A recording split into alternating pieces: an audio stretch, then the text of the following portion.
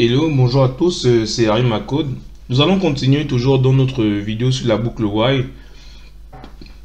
Pardon, et donc ici, en fait, sur la boucle while dont on parlait, on avait vu déjà un peu comment on pouvait appliquer la boucle while, l'équivalent de for, et on pouvait voir tant que une condition n'était pas vérifiée, on continuait de l'exécuter. Et si la condition était vérifiée, ben on s'arrêtait. Donc c'est ce qu'on a fait jusque-là.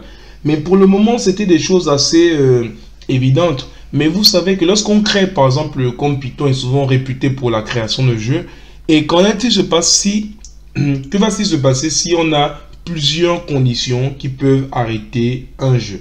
Qu'est-ce que je veux dire par plusieurs conditions? Ici, on a vu qu'il y avait un seul cas qui pouvait arrêter le programme.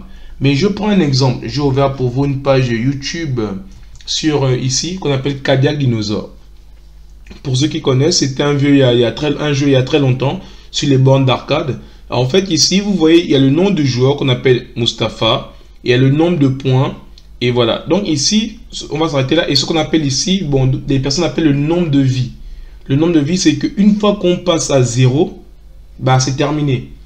Donc ici, ce qui se passe, c'est que dans ce jeu, vous voyez, regarde, si je mets play, en fait, c'est-à-dire que le gars, il y a quoi? Il y a des choses qui sont adaptées. Soit, s'il perd, c'est-à-dire quand on donne des coups, son sang ici, il augmente.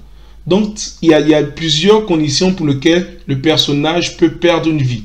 Ou bien, pour que le jeu s'arrête d'abord, il faudra que le nombre de vies tombe à 0. Ou bien, pour qu'un nombre de vies aussi diminue, il faudrait qu'il perde tout son sang. C'est-à-dire qu'il prend des coups jusqu'à ce que sa barre de, on va dire, de vie diminue. Et lorsque ça arrive ici au bout, bah, il va se passer quoi? Ça veut dire, on va enlever 1. Et lorsqu'on arrive à 0, on va dire le jeu doit s'arrêter. Donc la personne ne peut plus continuer à jouer. Mais autre chose encore, il y a d'autres conditions qui peuvent se faire. C'est-à-dire que vous allez voir, ici il y a un moment où il y a ce qu'on appelle le temps. C'est-à-dire il y a un moment où il y a du temps qui va... c'est-à-dire, vous voyez ici, vous voyez 2,29. Donc si là, par exemple, si ça c'est, on appelle le boss, donc le chef de cette mission. En fait, s'il n'arrive pas à le tuer avant 2 minutes et 27 secondes, bah, c'est lui qui va mourir totalement.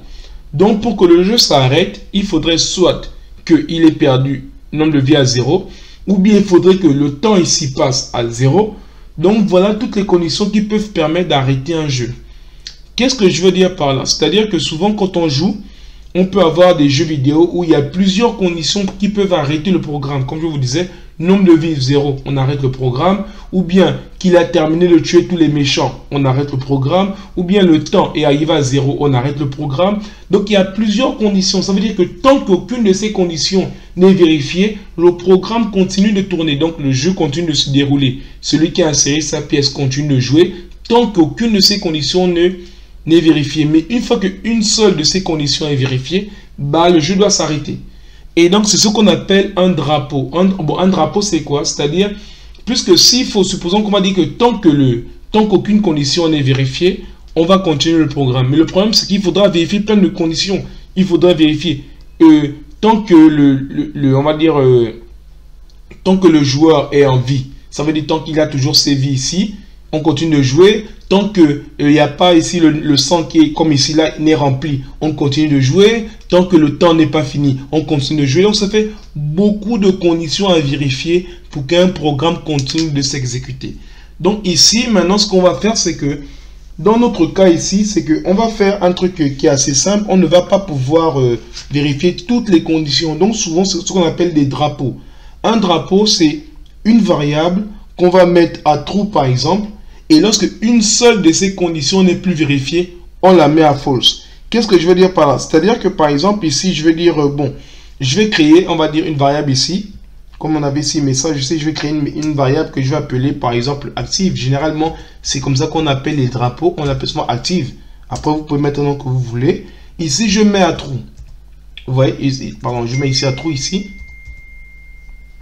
Et donc là, ce qui se passe, c'est quoi? C'est-à-dire que tant que la condition là, elle est telle que la condition sera vérifiée, c'est-à-dire que tant que celui-là il est à true, bah on continue de faire ça. Donc ici maintenant, comment on va retransformer notre programme? Ce sera plus tant que message est différent de quitter. Non, on va enlever ça.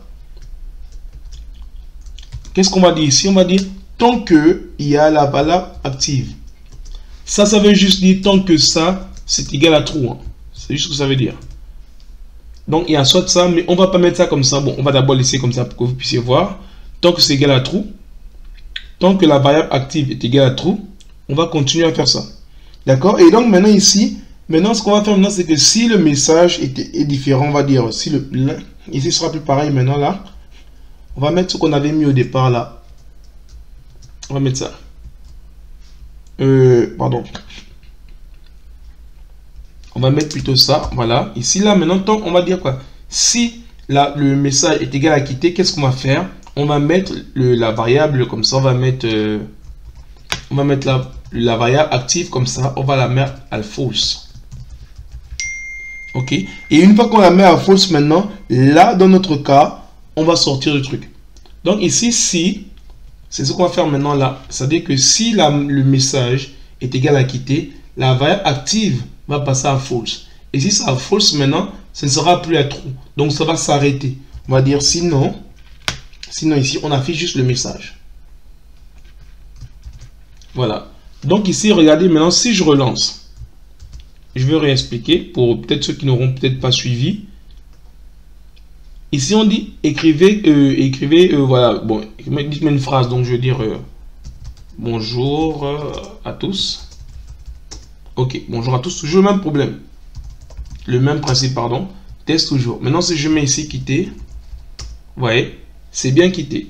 Donc, c'est bien sorti. Donc, ici, qu'est-ce qu'on a fait? On a dit ici que tant que la variable est à true, le message, dans la variable message, on met quoi? Bon, là, maintenant, on peut déjà enlever même ça. Ici, dans la variable message, en fait, qu'est-ce qu'on fait? On va mettre ça dedans. Et donc, ici, maintenant, on dit si le message est égal à quitter, active va passer à false. Donc, ça veut dire qu'ici, on a dit que tant que c'est true, on continue de faire ça. Mais une fois que ça passe à false, donc ce n'est plus true. Donc là, maintenant, on va sortir de la boucle et ça va s'arrêter. Mais ça veut dire que tant que active est égal à true, là, maintenant, on va juste afficher le message. C'est ce qui se passe. Donc maintenant ici, comme je vous disais, on avait juste mis comme ça active égale true, mais vous mettez juste ça. Et c'est suffisant. Parce que par défaut, on estime que c'est true. Donc là, maintenant, ici, lorsque je relance, on a le même principe. Et là, je mets encore test, ok, ou yes. Ok. Maintenant, si je remets quitter, terminé. Donc voilà un peu ce qu'on pouvait voir rapidement avec les drapeaux. Donc un drapeau c'est ça, c'est-à-dire pour résumer, un drapeau c'est juste pour éviter, comme lorsqu'il y a plein de conditions dans un jeu vidéo, quand on va créer un jeu de vaisseau, vous allez voir, en fait lorsqu'on crée un jeu, tant que toutes les conditions sont respectées, on va aller toujours à true, c'est-à-dire que le programme va continuer à s'exécuter, mais une fois qu'une seule des conditions n'est plus vérifiée, il faudra mettre le drapeau à false, et ensuite là on arrête le jeu. Donc on dit par exemple fait le game ou un game over ou bien partie terminée, voilà. Donc voilà, je vous donne rendez-vous à la vidéo prochaine. Nous allons parler un peu de l'instruction break. Merci.